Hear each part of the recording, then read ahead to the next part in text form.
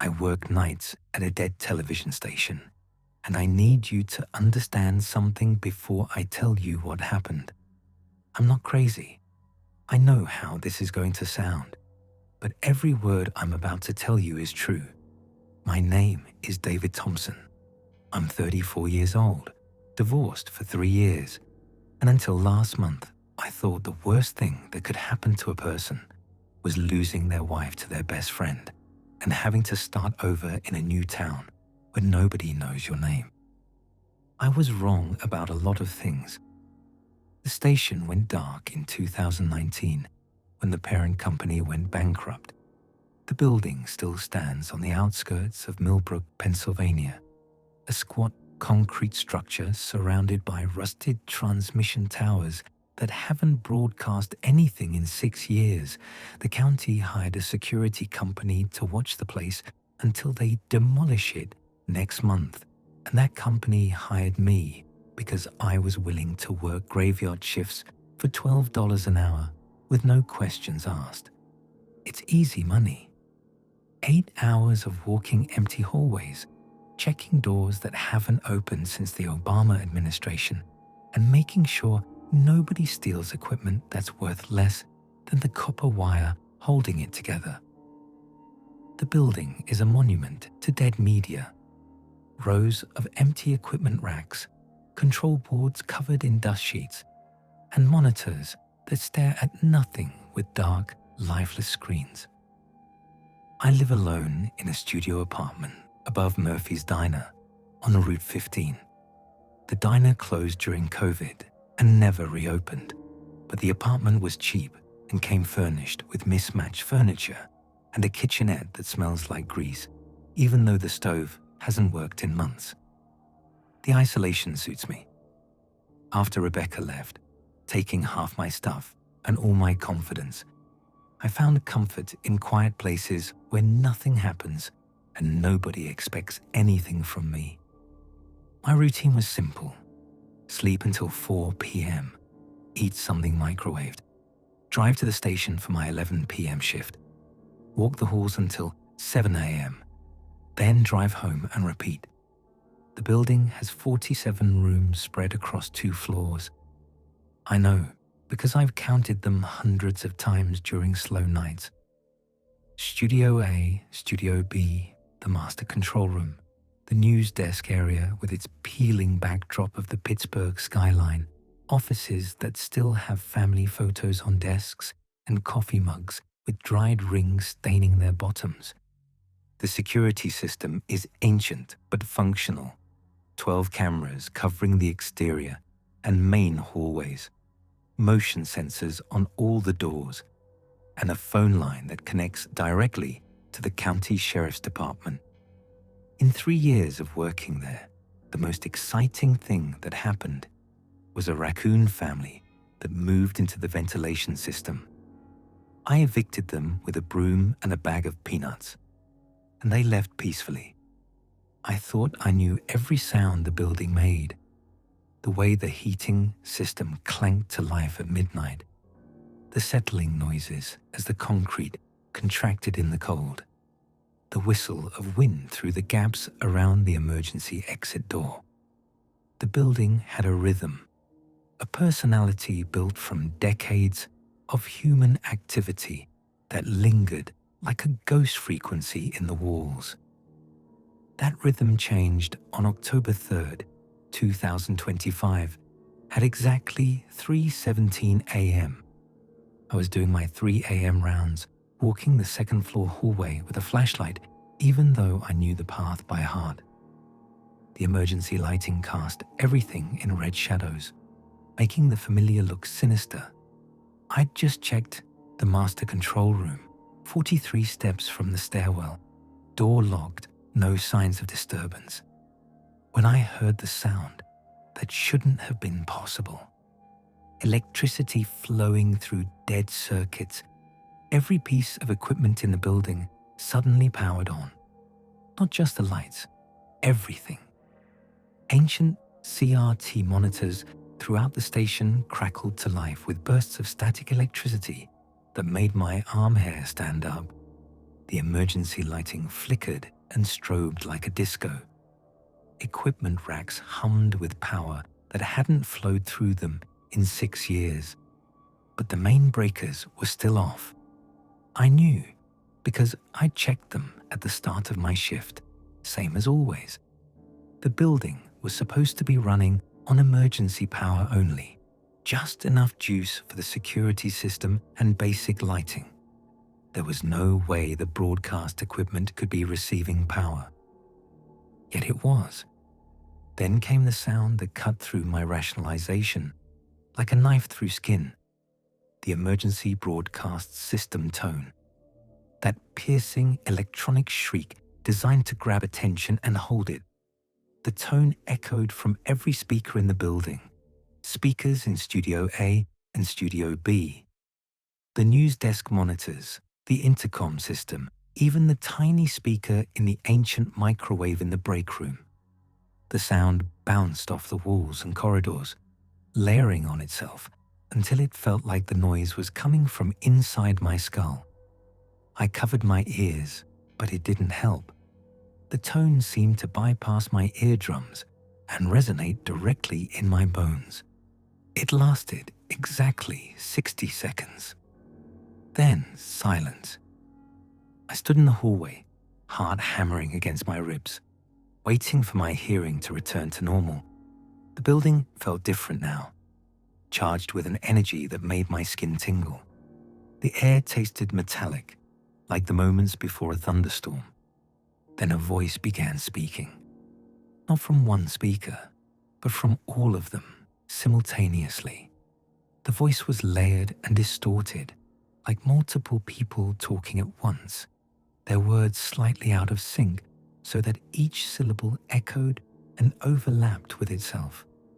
It was male and female, young and old, human and something else. The convergence begins in 28 days. Reality grows thin. The sleepers stir beneath the world, and the barriers that have held them weaken with each passing hour. You have been chosen to receive this warning. Follow these rules or join the consumed. This transmission will not repeat. What followed were 8 rules, spoken in a monotone that made my skin crawl. I found myself reaching for a pen and paper before remembering I was listening to something that shouldn't exist. Rule 1. Never sleep between 3 a.m. and 4 a.m. This is the hour when reality is thinnest, when the sleepers press closest to our world. Those who dream during this time risk never waking as themselves. Rule 2. Avoid all reflective surfaces after sunset. Mirrors, windows, still water. Anything that shows your reflection has become a doorway. They watch through glass and silver, learning your face, your movements, your weaknesses. Rule 3. Do not answer your phone if it rings exactly 7 times. They have learned to mimic human communication, but they do not understand our patterns. 7 rings is their signature, their calling card. To answer is to invite them in. Rule 4. Close all windows and doors by 11 p.m. every night. The dark hours belong to them now. Seal your sanctuary and do not let curiosity overcome caution.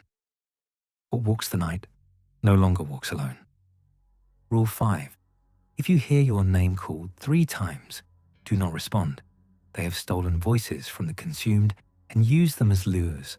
The triple call is ancient magic, binding and powerful. To answer is to give them power over you. Rule 6. Burn sage in every room of your home daily at 6 p.m.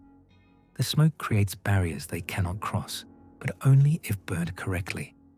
Begin in the easternmost room. Move clockwise through your sanctuary.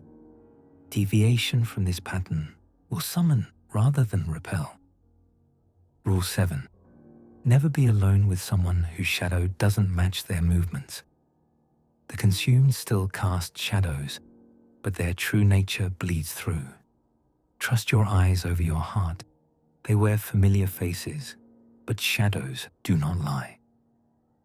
Rule 8. On October 31st, remain in complete darkness from sunset to sunrise.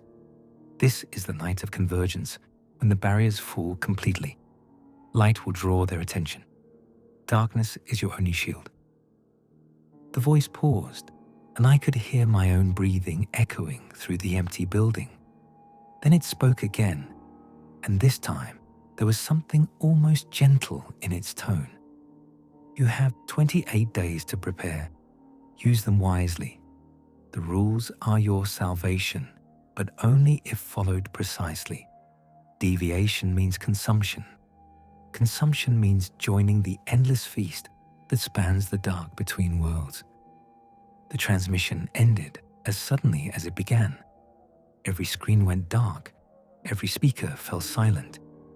The building's emergency lighting flickered once, then settled back into its familiar red glow.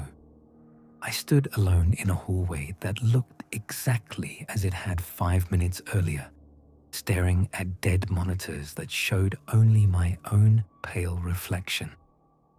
I ran to the security office and checked the cameras. The recording showed me walking the hallway, stopping suddenly, standing motionless for approximately 7 minutes, then continuing my rounds. There was no sign of any broadcast, no indication that anything unusual had occurred. According to the security system, no one had entered the building. The motion sensors hadn't triggered. The phone hadn't rung. But I had 17 missed calls on my cell phone, all from my own number. I checked every piece of equipment in the building. The main breakers were still off, had been off for 6 years according to the dust patterns around the electrical panels. The broadcast equipment was cold to the touch. No sign it had been recently powered. The emergency generator in the basement was silent, its fuel tank bone dry. There was no rational explanation for what I'd experienced. I finished my shift in a daze, walking the familiar routes while my mind tried to process what I'd heard. 28 days, 8 rules, the convergence, the sleepers, words that felt heavy with meaning I couldn't quite grasp, like trying to remember a dream that slips away the moment you reach for it. I drove home through the pre-dawn darkness, past empty farms and sleeping houses, trying to convince myself it had been some kind of elaborate prank. Maybe the demolition crew had rigged something up as a joke. Maybe I'd fallen asleep and dreamed the whole thing. Maybe the isolation was finally getting to me, and I was having some kind of breakdown. But when I got home and looked in my bathroom mirror, I saw scratches on my forearms that hadn't been there when I'd left for work. 3 parallel lines on each arm, too precise and too deep to be accidental. They looked like claw marks. I covered all the mirrors in my apartment with bed sheets and tried to sleep. The nightmares started immediately. I dreamed of walking down an endless corridor lined with doors, thousands of them stretching into darkness.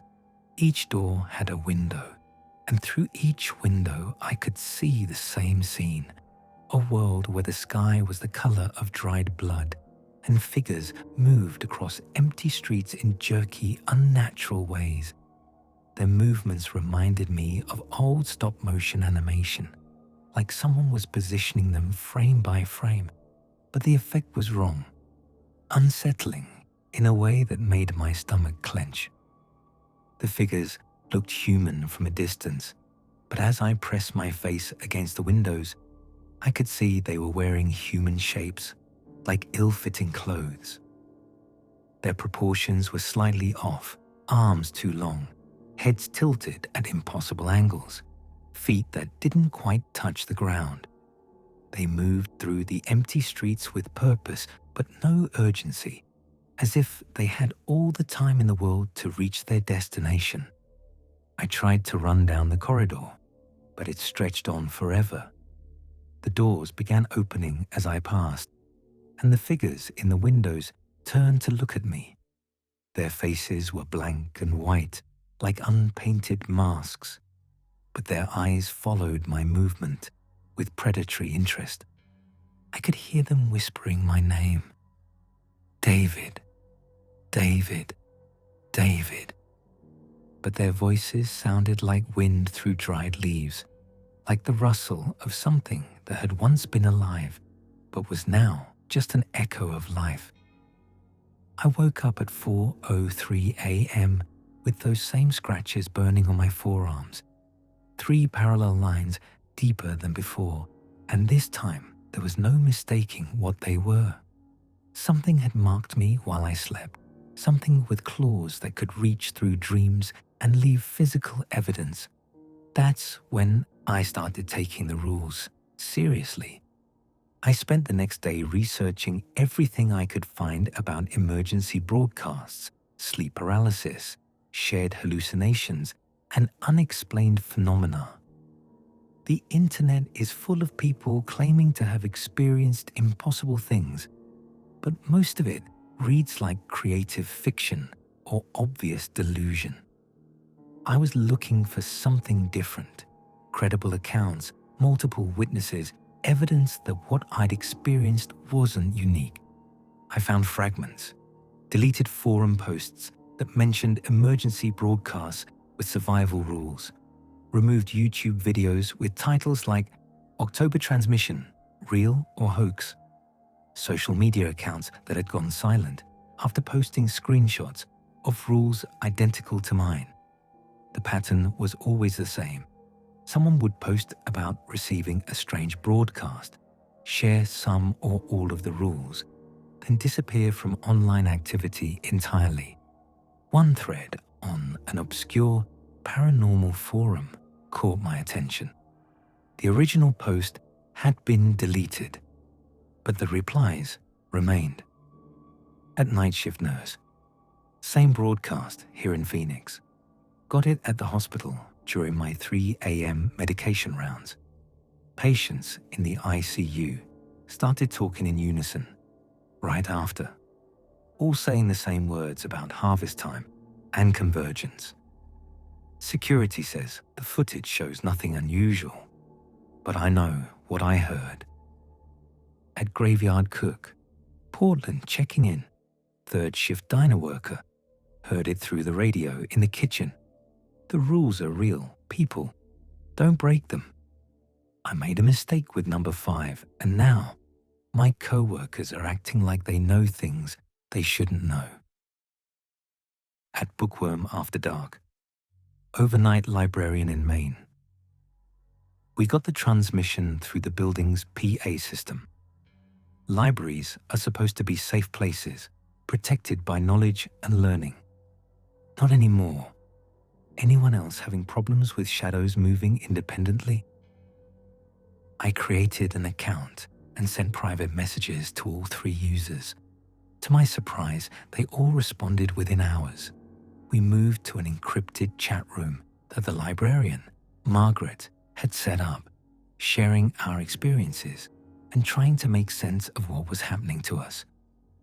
Elena Vasquez was a night nurse at Phoenix General Hospital. 31 years old, divorced, with 2 kids who lived with their father in California. She'd been working graveyard shifts for 5 years, long enough to know the difference between normal nighttime hospital sounds and something that didn't belong. The broadcast came through our intercom system, she typed. Every speaker in the hospital, all synchronized. I was in the ICU doing medication rounds when it started. The patients were all supposed to be sedated, but they began speaking in unison during the transmission. Same words, same cadence, like they were being controlled by one mind. She tried to report it to hospital administration, but the security footage showed nothing unusual. According to the cameras, she'd simply stood in the hallway for several minutes, apparently listening to nothing. But she'd found evidence that something had been there, muddy footprints leading to every room in the ICU, tracks that were still wet despite the fact that it hadn't rained in Phoenix for 3 weeks. Trevor Walsh was a 28-year-old cook at an all-night diner in Portland. He worked alone during the graveyard shift, serving coffee and pie to truckers, insomniacs, and the occasional drunk college student. He'd heard the broadcast through the diner's kitchen radio while cleaning the grill at 3:17 a.m. "I thought it was some kind of emergency test at first," he explained. "But when I tried to change the station, every frequency was broadcasting the same message. Even the stations that should have been off the air, the rules came through crystal clear, like someone was standing right next to me." Trevor had broken Rule 5 2 days after receiving the broadcast. He'd heard his name called from the dining area while he was alone in the kitchen, a voice that sounded exactly like his dead father. Without thinking, he'd responded, calling back, "Yeah, Dad." His co-workers had been acting strange ever since. They knew personal details about his childhood that he'd never shared with anyone. They spoke in his father's voice when the manager wasn't around, using phrases and expressions his dad had used before the cancer took him. They watched Trevor constantly, like predators studying prey. Margaret Liu was the overnight librarian at the Millbrook Public Library in Maine, 42 years old, never married, with a PhD in comparative literature and a passion for cataloging rare books. She'd been working night shifts at the library for 15 years, long enough to know every creak and whisper in the old building. "The transmission came through our PA system," she wrote. "Every speaker in the building, including the ones in the basement archives that haven't worked in decades. The voice was different from what you all described. Older, more formal, like it was speaking specifically to me. Margaret was the only one who'd managed to follow all the rules so far, and she'd become our informal leader. She'd been researching the historical context of each rule, finding parallels in folklore, religious texts, and accounts of supernatural encounters. These aren't random instructions," she explained. "They're based on actual protective practices that go back centuries. The sage burning, the avoidance of mirrors, the significance of the number 7. These are elements of genuine protective magic. But they've been modified, updated for modern circumstances." We began sharing our daily experiences, comparing notes about strange occurrences and near misses. Elena reported that more patients were being admitted to her hospital with the same synchronized brain patterns she'd observed during the transmission.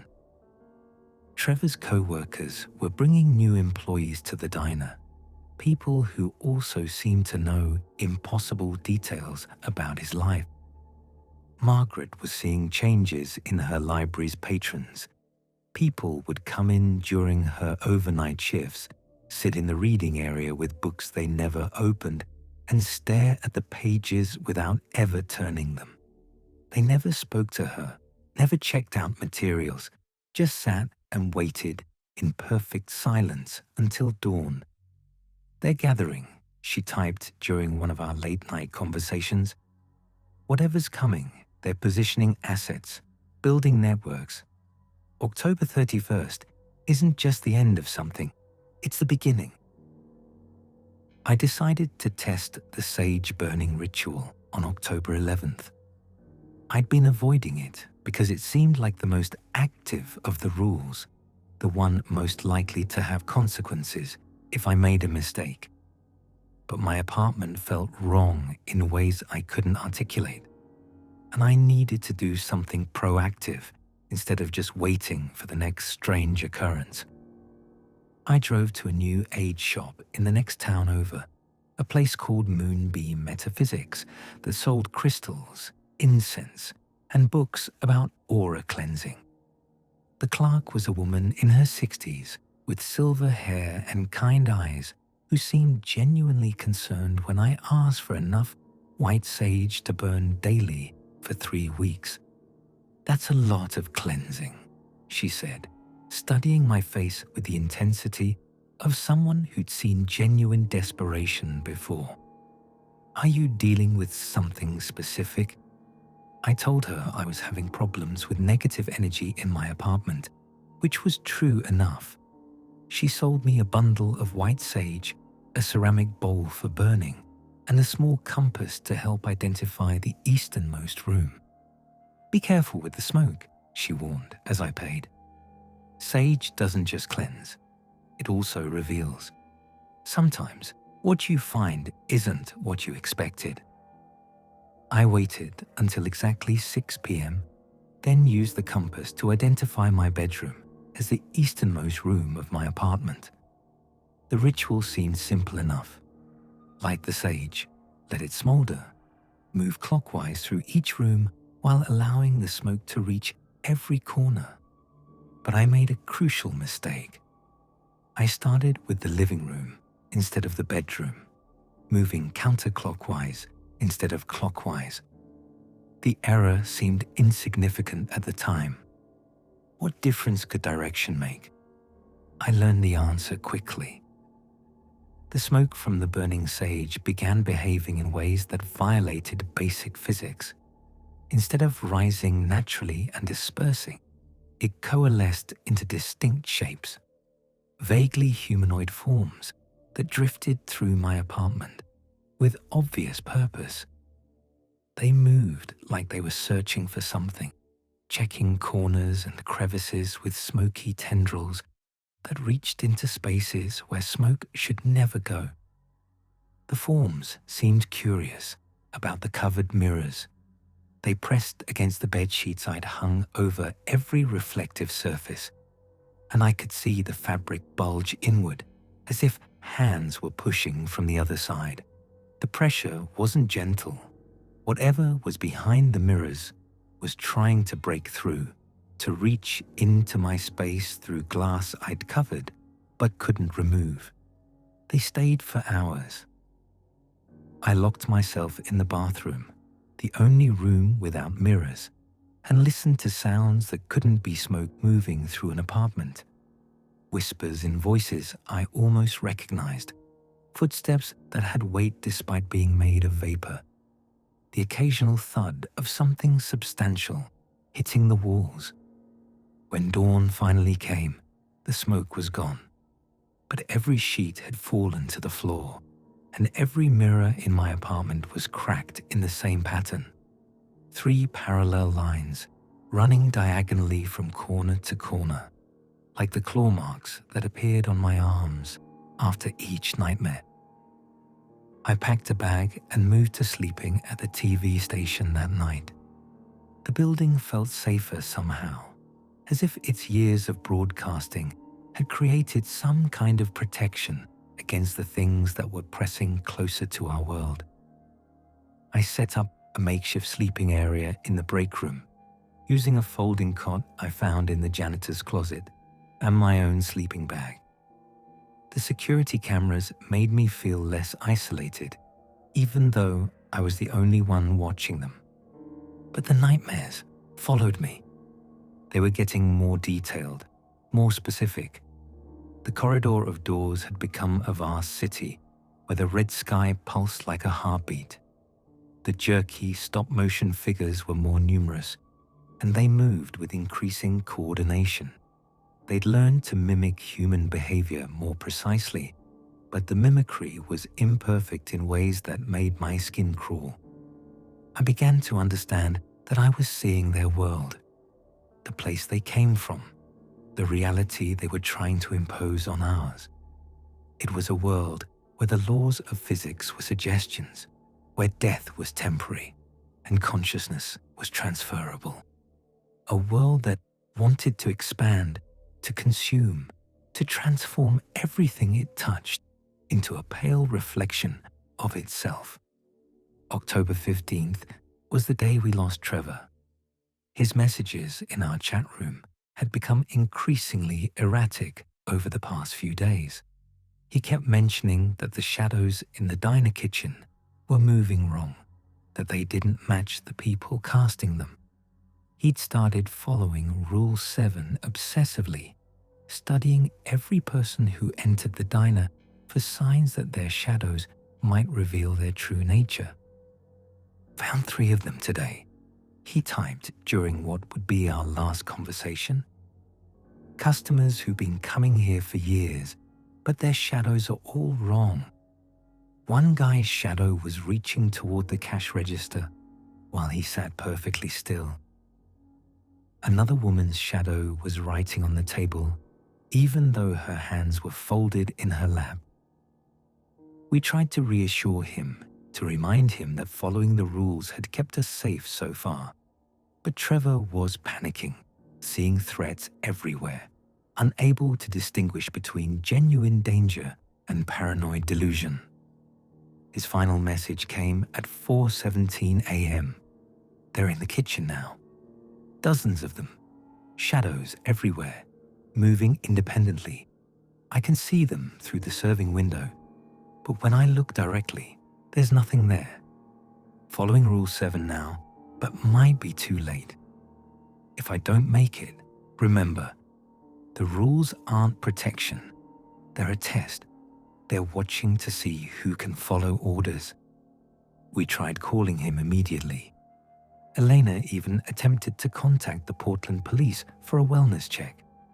But when they arrived at the diner, they found only ashes. Trevor's all-night diner had burned to the ground 3 days earlier. According to the fire department, Trevor Walsh had died in the blaze, trapped in the kitchen when the building structure collapsed. The fire had been ruled accidental, an electrical problem with the aging wiring. But he'd been messaging us every day since then. Elena went quiet for 2 days after we learned about Trevor's death. When she finally returned to the chat room, her messages were different, shorter, more formal, like she was choosing her words carefully. "I've been researching the patients in our ICU," she typed. "Everyone admitted after October 3rd shows the same brain patterns Trevor described. Synchronized neural activity that shouldn't be possible in living humans. I think I know what's happening to the people who break the rules."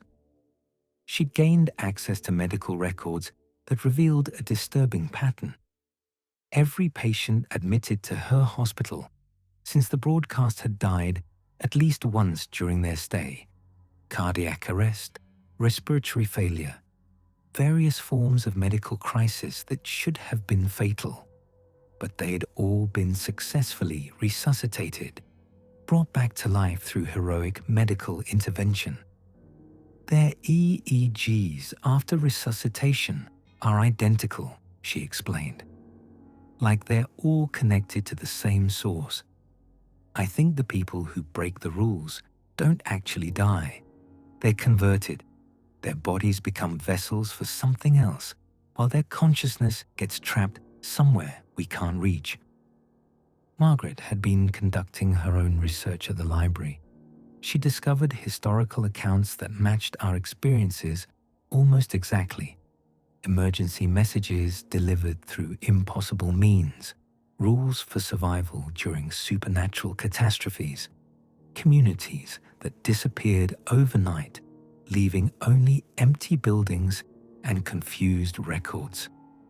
"This has happened before," she wrote. "Every few decades, sometimes every few centuries, always in October, always with the same basic pattern.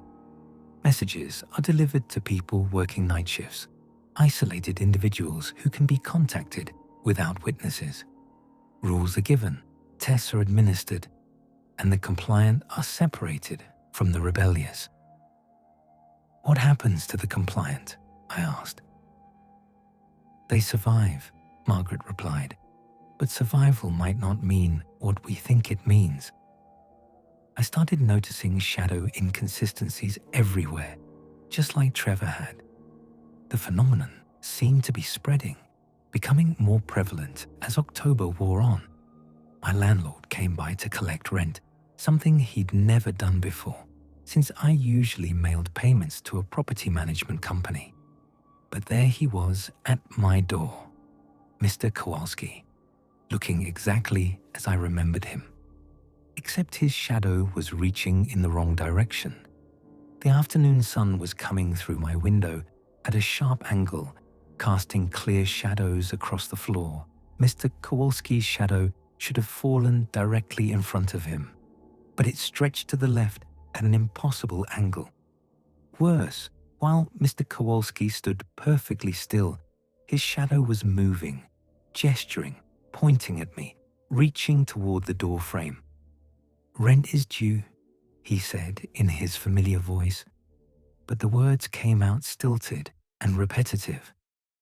"Time grows short. Prepare for transition." He repeated those 3 sentences over and over, exactly the same each time. When I handed him the money, his fingers felt cold even through the envelope. His smile never changed, never faltered, but his shadow kept moving independently behind him. After he left, I called the property management company. They told me Mr. Kowalski had died 6 months ago from a heart attack. They'd been handling all rent collection through automated systems since his death. That night, I saw his shadow through the gap under my door. It paced back and forth for hours, sometimes reaching toward the door handle, sometimes just standing motionless as if listening. Occasionally, I could hear his voice through the wood. "Rent is due. Time grows short. Prepare for transition." The shadow inconsistencies were everywhere once I knew how to look for them. The grocery store clerk's shadow had too many arms, writhing like tentacles while she scanned items with normal human movements. The local police officer's shadow showed horns and wings, a demonic silhouette that moved independently of his human form. Children playing in the park cast shadows that moved like spiders, their limbs bending in too many places while their bodies remained perfectly normal. I felt completely isolated in a town full of imposters, surrounded by things that wore human faces while their true nature leaked through in shadow and reflection. Elena shared more of her medical research during our increasingly sporadic conversations. She'd found that every person showing the synchronized brain patterns had died during the 3 to 4 a.m. window that Rule 1 warned against. They'd all been successfully resuscitated, but something fundamental had changed during their brief death. "They're still conscious," she typed. "I can see it sometimes in their eyes.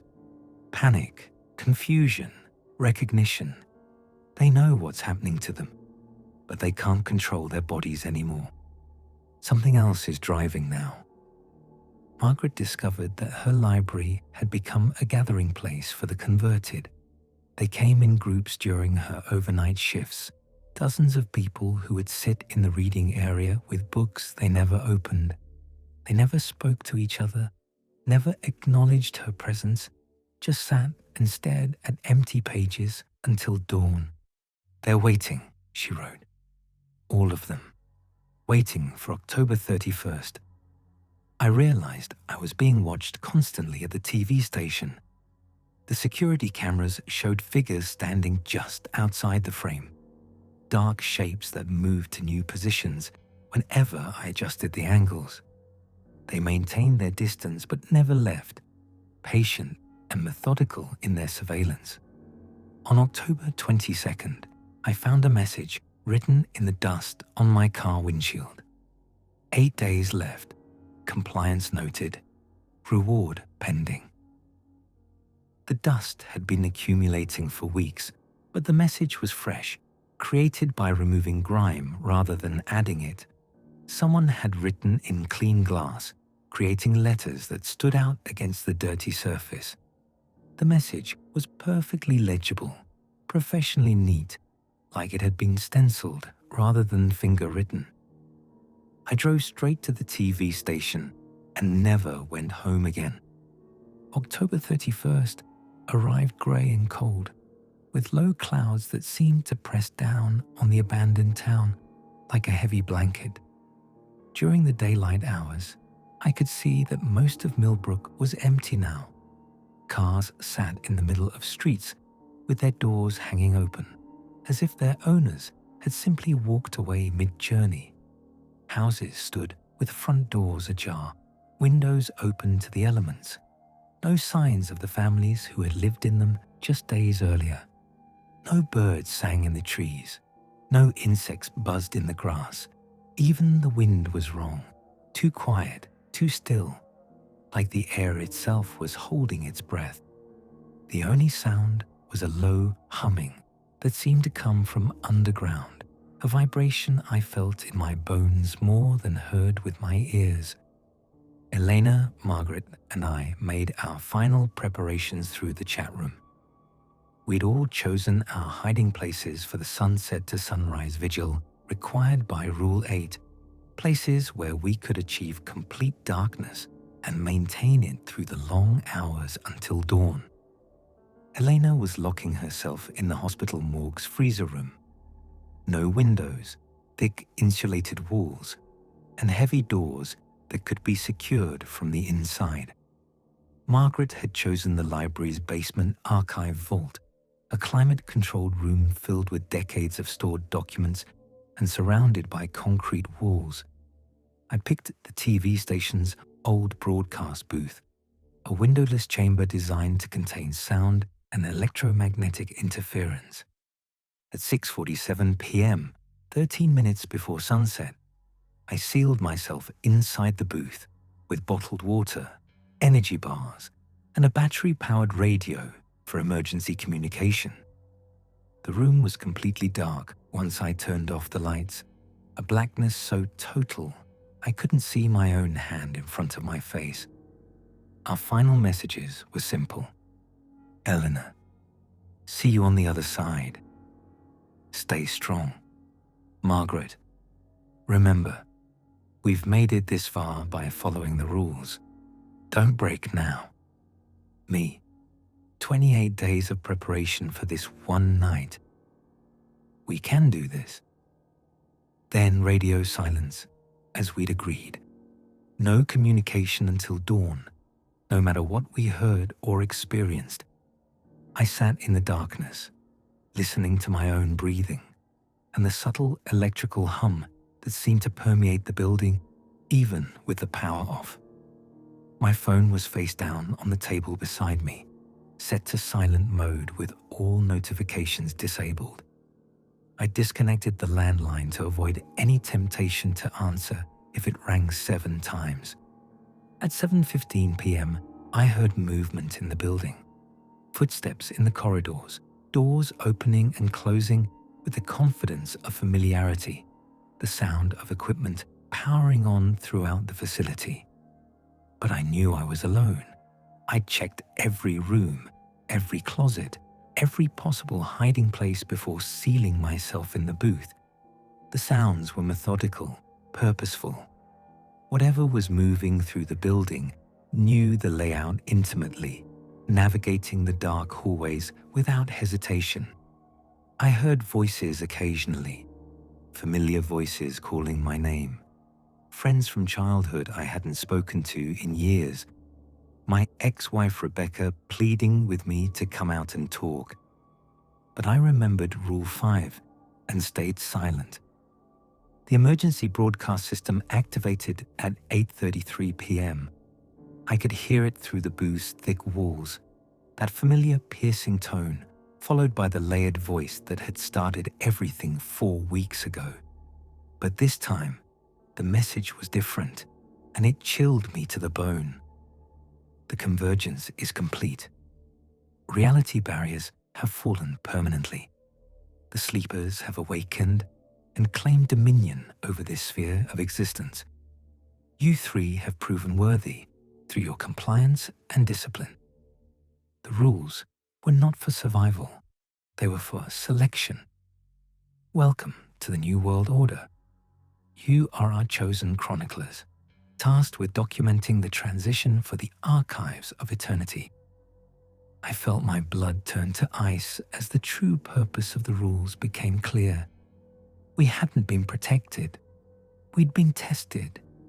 The entities needed humans who could follow complex instructions under extreme stress, who could maintain discipline even when everything they understood about reality was crumbling around them. Everyone else had been consumed, converted, or eliminated to clear the world for new inhabitants. The survivors were just record keepers, witnesses to document the transformation for entities that existed beyond human comprehension. My phone buzzed with an incoming call, despite being set to silent mode. The display showed my own number calling itself, and I counted exactly 7 rings before it stopped. I didn't answer, but the voicemail notification appeared anyway. When I played it back through the phone's speaker, Trevor's voice filled the booth. "Good boy, David. You followed the rules perfectly, just like we knew you would. Your compliance has been exemplary, your discipline noted and rewarded. See you on the other side." But Trevor had been dead for 2 weeks. The hours crawled by in absolute darkness. I heard familiar voices throughout the building, my parents calling my name in voices I hadn't heard since childhood, Rebecca crying and begging me to forgive her, co-workers from old jobs inviting me to come out and catch up. The voices were perfect reproductions, emotionally convincing in ways that made my heart ache. But I remembered Rule 5. 3 calls was the danger threshold.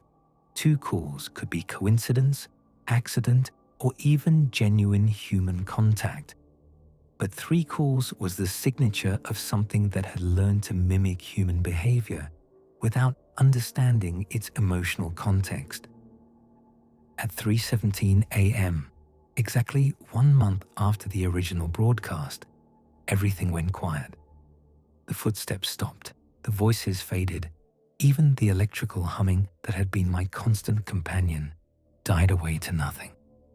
The silence was so complete, it felt oppressive, like being buried alive in soundproof earth.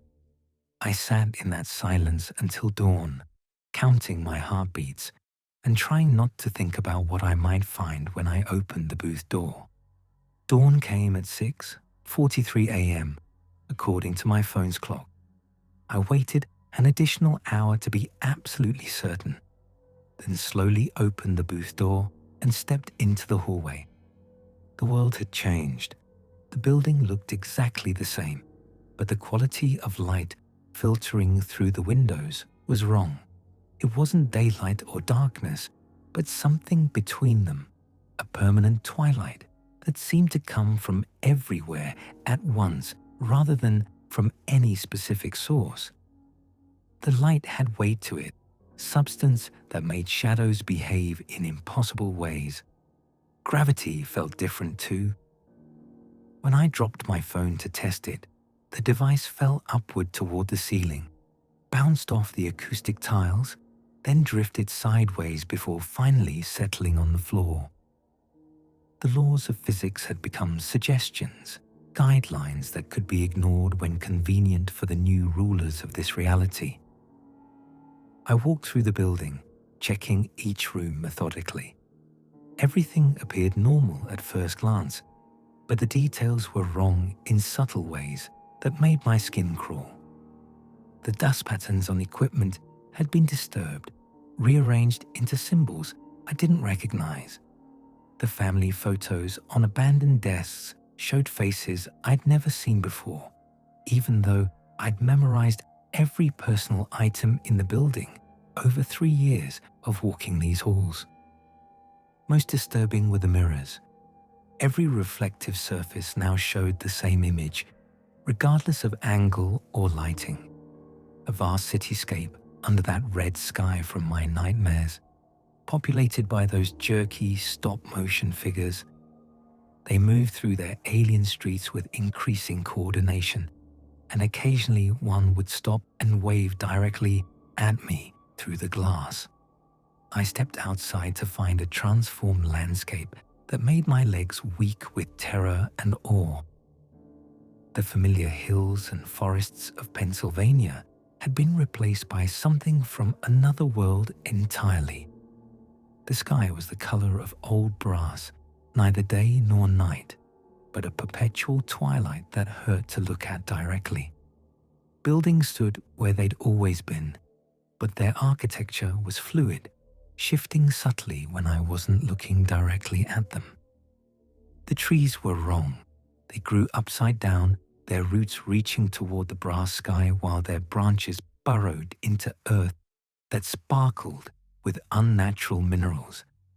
The grass beneath my feet felt spongy and alive, pulsing with a heartbeat that synchronized with my own pulse. My phone buzzed with a message from Eleanor. "David, are you there? I'm alive, but everything's different. Can you feel them? They're everywhere now, watching, waiting. The hospital is full of patients who don't need medical care anymore. They just lie in their beds and smile at the ceiling." Margaret replied within minutes. "The library has been transformed. Every book now contains different text, stories about the convergence, histories of worlds that were consumed before ours. The words move on the pages when I'm not looking directly at them. I think they're trying to teach me something." We arranged to meet at the town square, the only landmark that seemed relatively unchanged. Eleanor arrived first, and I almost didn't recognize her. She looked exactly as I remembered from our video calls, but she moved differently, more fluid, like she was floating just above the ground rather than walking. Her eyes held a depth that hadn't been there before, as if she was seeing layers of reality invisible to me. Margaret came next, her practical librarian's clothes now somehow elegant despite being unchanged. She moved with the careful precision of someone navigating an environment where the rules were still being written. Her eyes were unfocused, as if she was reading text that existed in the air around us. "Can you hear them?"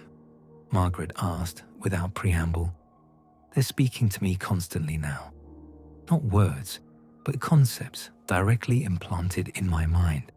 They want us to document everything, to record the transition for their archives. We're to be the historians of humanity's transformation." Elena nodded, her movement unnaturally graceful. They showed me the hospital. Every patient who died and came back is alive in a way they never were before.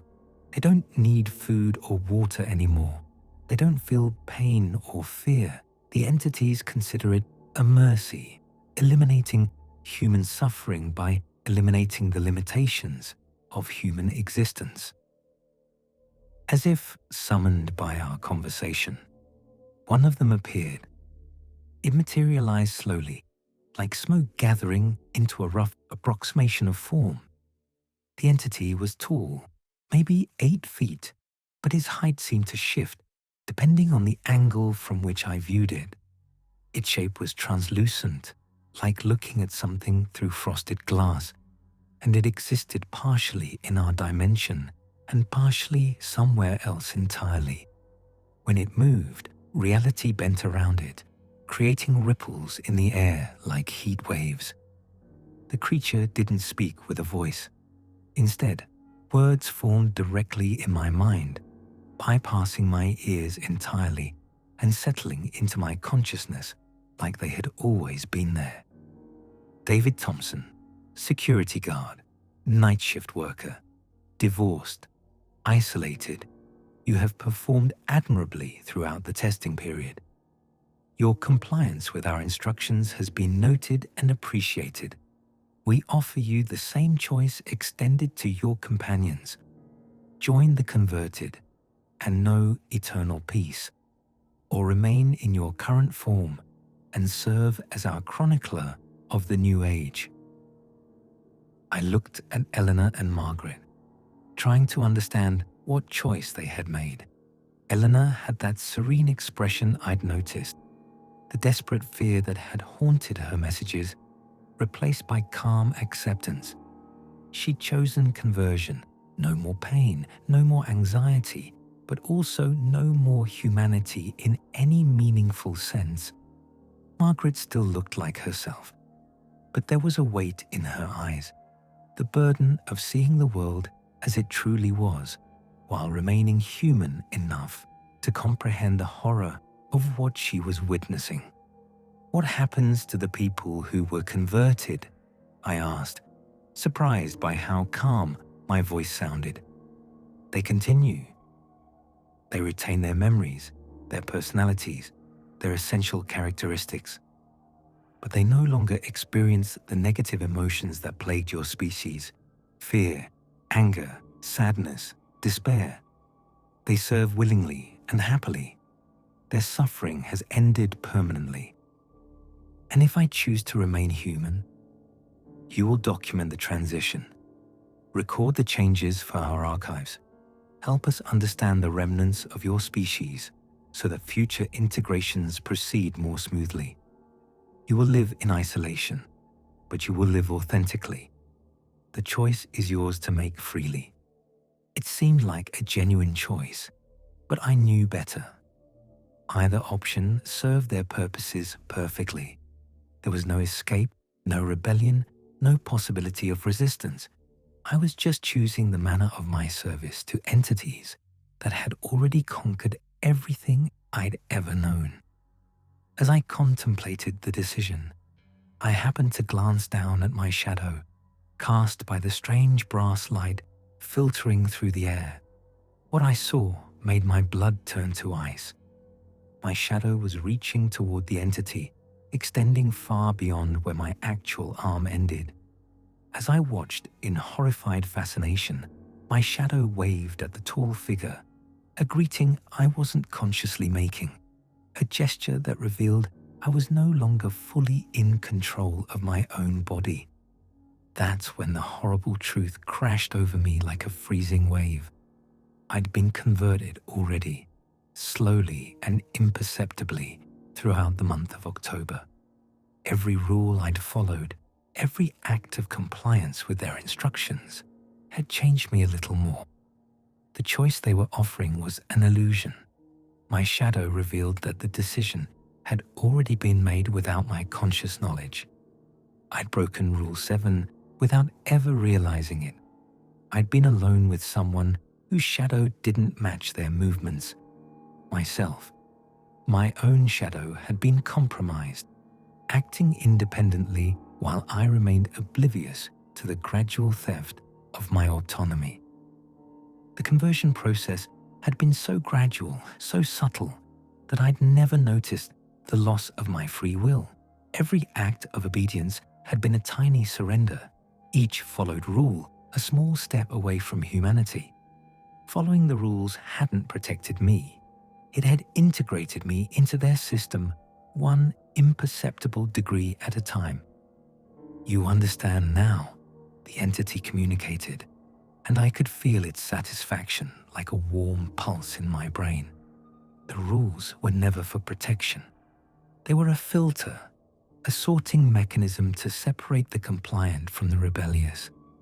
Those who could follow complex instructions under extreme stress were exactly the humans we needed for the next phase of this world's development. My last truly human thought was understanding that the broadcast had never been meant to save anyone. It was a recruitment tool designed to identify humans capable of following orders without question, even when those orders made no logical sense. The rules had been a test of obedience, disguised as survival instructions. The survival had always been integration into their system.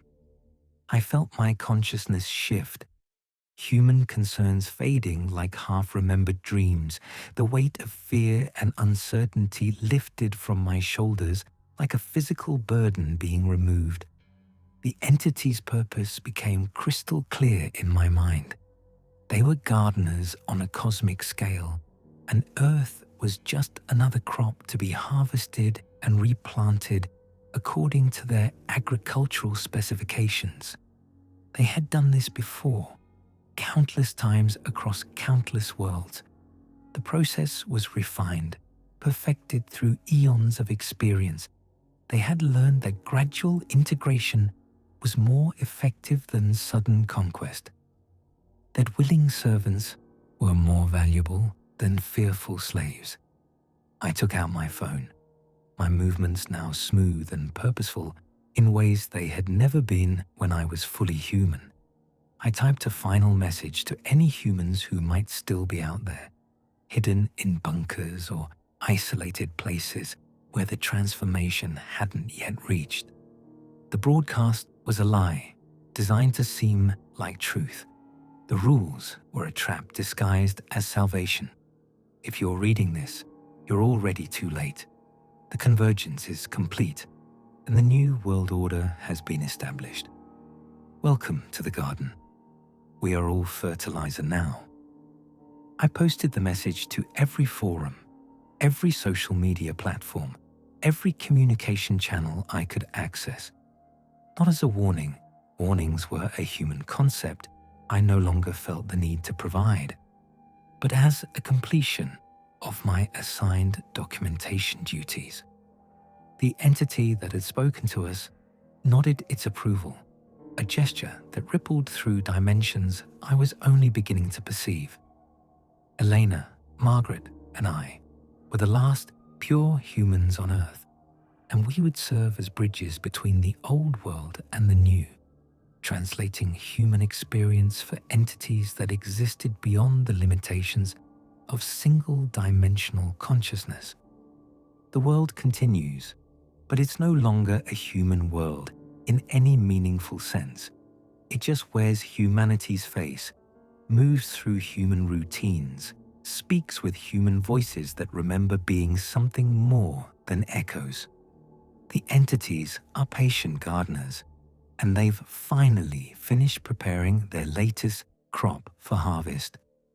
If you're reading this message, remember that they're always watching through every camera, listening through every microphone, learning through every keystroke. They're always looking for humans who know how to follow rules, who can maintain discipline under pressure, who can be gradually converted without ever realizing they've lost themselves. The next broadcast will come soon. When it does, remember, the rules are not your salvation. They are your invitation to join the harvest. The garden is always growing, and there's always room for more fertilizer.